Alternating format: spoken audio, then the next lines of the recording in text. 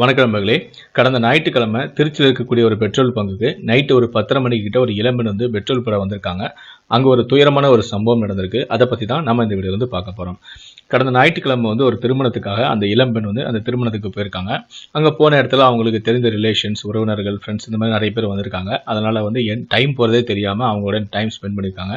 கிட்டத்தட்ட நைட் ஆயிடுச்சு. சரி வீட்டுக்கு போகலாமே அப்படின்னு சொல்லி கிளம்பி வரும்போது அவங்க காலையில் போகும்போது கூட அவசரத்தில் பெட்ரோல் போடாமல் தான் போயிருக்காங்க. இடையில திரும்ப வீட்டுக்கு போயிட்டு இருக்கும்போது என்னாச்சுன்னா பெட்ரோல் இல்லாமல் வண்டி இடையிலே ஸ்டாப் ஆயிடுச்சு. அதுக்கப்புறம் அவங்க எப்படி அட்ஜஸ்ட் பண்ணி பெட்ரோல் பங்க் வரைக்கும் எப்படியாவது ஓட்டி போய் பெட்ரோல் போட்டுடணும் அப்படின்னு சொல்லிட்டு கஷ்டப்பட்டு எப்படியே பெட்ரோல் பங்குக்கு வந்திருக்காங்க. பெட்ரோல் பங்க் வந்த உடனே சரி சுத்தமாக பெட்ரோல் இல்லை அப்படின்னு சொல்லிட்டு அந்த பெட்ரோல் போட நபர்கிட்ட சொல்லியிருக்காங்க. அண்ணா டேங்கை வந்து ஃபில் பண்ணிடுங்க அப்படின்னு சொல்லியிருக்காங்க. அப்போ டேங்கை வந்து ஃபில் பண்ணிவிட்டு அவர் சொல்லியிருக்காரு ஒரு 500 ஆச்சுமா அப்படின்னு சொல்லி 500 கிட்ட கேட்டிருக்காரு. உடனே அந்த பெண்மணியும் சரின்னு சொல்லிட்டு அவங்க ஓட்டிட்டு வந்த அந்த ஸ்கூட்டியில் இருக்க சீட்டு கீழே வந்து பர்ஸ் எப்பவுமே வச்சிருப்பாங்க. அதை எடுக்கிறதுக்காக அதை ஓப்பன் பண்ணுறாங்க. அங்கே பர்ஸ் இல்லை. அந்த பர்ஸு தான் அவங்களுடைய மொபைல் ஃபோனு, காசு, லைசன்ஸ் இந்த மாதிரி எல்லா விஷயங்களும் அதை தான் வச்சுருப்பாங்க. ஆனால் நைட்டு 10:30 மணிக்கு அவங்க வந்து டேங்கோ ஃபில் பண்ணிட்டாங்க. 500 பெட்ரோலும் போட்டாச்சு. ஆனால் அவங்கக்கிட்ட காசும் இல்லை. இப்படி ஒரு சூழ்நிலை மாட்டிக்கிட்டான் அப்படின்னு சொல்லிட்டு உதவி கேட்கறதுக்கு அவங்கக்கிட்ட மொபைல் ஃபோனும் இல்லை. இந்த காலத்தில் வந்து யாருமே வந்து அவங்களுக்கு மொபைல் நம்பரை யாருமே வந்து மைண்டில் ஸ்டோர் பண்ணதே கிடையாது. எல்லாருமே வந்து மொபைல் இருந்தால் தான் அவங்களுக்கு நம்பரே தெரியும். மொபைல் இல்லாட்டா அவங்களுக்கு நம்பர் கூட தெரியாது.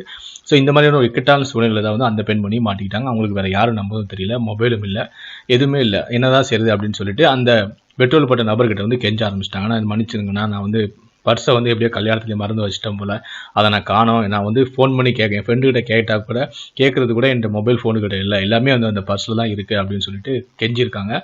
அந்த ஊழியரும் என்னம்மா இதே மாதிரி இல்லை, எத்தனை பேருமா வருவீங்க அப்படின்னு சொல்லிட்டு அவர் திட்ட ஆரம்பிச்சிருக்காரு. உங்களுக்கு ஒரு வேலை இல்லையா, நீங்கள் பொறுப்பு இல்லாமல் இருந்தீங்கன்னா நான் என்ன செய்ய முடியும் அப்படின்னு சொல்லி திட்டிருக்காரு. ஒரு கட்டத்தில் அந்த பெண்மணி தப்பை உணர்ந்து கண் கலங்கி அழ ஆரம்பிச்சிட்டாங்கன்னா, தயவு செஞ்சு நான் அனுப்பிடுங்க, நைட்டு 10:30 மணி ஆச்சு, இதுக்கு மேலே லேட் பண்ண முடியாது, நான் காலையிலேயே வந்து உங்ககிட்ட வந்து காசை கொடுத்துறேன் அப்படின்னு சொல்லி அந்த பெண் வந்து அந்த நபர்கிட்ட கேட்டு அழுகுறாங்க.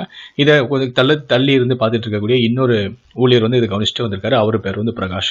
இந்த பெண்ணை அழுததை பார்த்துட்டு திரும்ப அவர் வந்து கேட்டிருக்காரு, என்ன ஆச்சு, என்ன ப்ராப்ளம் அப்படின்னு சொல்லி கேட்கும்போது நடந்த விஷயங்கள் எல்லாமே வந்து அந்த பெண்மணி வந்து சொல்கிறாங்க.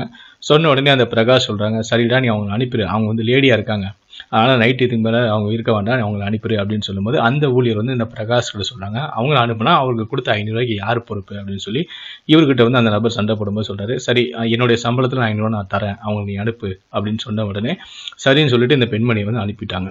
இந்த பெண்மணியும் மறுநாள் காலையிலே வந்து எழுந்திரிச்ச உடனே முதல் வேலையாக சீக்கிரமாகவே போய் அந்த 500 அந்த பிரகாஷ் கையில் கொடுத்து ரொம்ப நன்றி அப்படின்னு சொல்லியிருக்காங்க.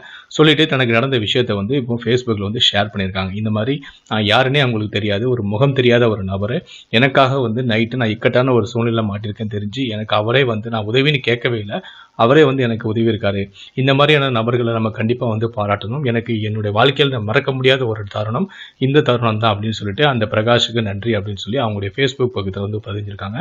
ஸோ இப்போ அந்த பிரகாஷுக்கு எல்லா பாராட்டுகளை வந்து தெரிவிச்சுட்டு வராங்க. ஸோ நீங்களும் உங்களுடைய பாராட்டுகளையும் இதை பற்றியும் இந்த சம்பவத்தை பற்றி உங்களுடைய கருத்துக்களையும் கீழே கூடிய கமெண்ட் செக்ஷனில் மறக்காமல் பதிவு பண்ணுங்கள். நன்றி.